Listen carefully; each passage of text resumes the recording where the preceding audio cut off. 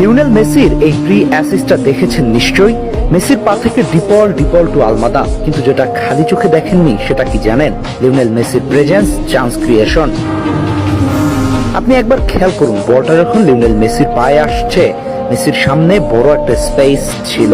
তিনি চাইলে সেই স্পেসটুকু কাভার করে বক্সের ভেতরের দিকে কাটিং করে ঢুকতে পারতেন, কিন্তু না, তিনি একদমই কালক্ষেপণ করলেন না। তিনি চাইলে আর স্পেস কাভার করে ক্রসও করতে পারতেন, না সেটাও করলেন না। করলেনটা কি তাহলে?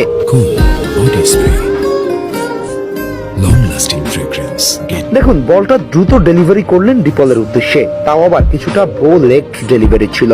অতঃপর ডিপলের বাড়ানো লো ক্রস থেকে আলমাদার গোল। এটাই লিওনেল মেসি। যারা ভাবছেন লিওনেল মেসি এই বিশ্বকাপে বয়সের ভারে নুয়ে পড়বেন কিংবা তরুণদের সাথে পেরে উঠবেন না, তাদের জন্য লিওনেল মেসির আজকের 20 মিনিটের প্রেজেন্স জবাব হয়ে উঠবে।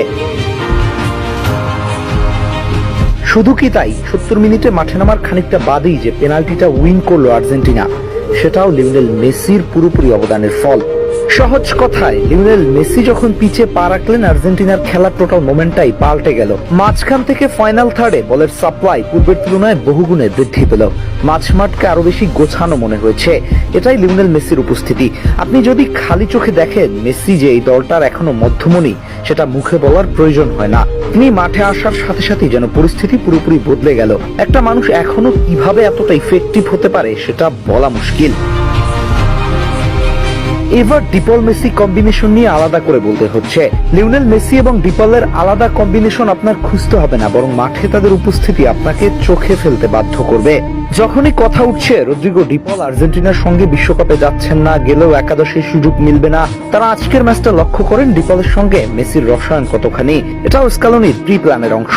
অ্যাটলেটিকো মাদ্রিদ ছেড়ে মেজর লিগ সকারে যাওয়ায় ডিপলের শেষ দেখে ফেলেছিল অনেকেই। কেউ বলছিল এখানে ফুল স্টপ, কিন্তু ডিপল ইউরোপ ছেড়েছে শুধুমাত্র লিওনেল মেসি এবং আর্জেন্টিনাকে কেন্দ্র করেই।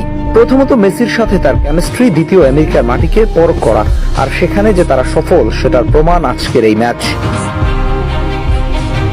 আপনি খেয়াল করলে দেখবেন রদ্রিগো ডিপল লিওনেল মেসি মাঠে নামার পর তাকে কেন্দ্র করেই যেন খেলাটাকে বিল্ড আপ করছিল। যত বেশি বলের সাপ্লাই দেয়া যায় মেসিকে, সেই চেষ্টাটুকু করছিলেন।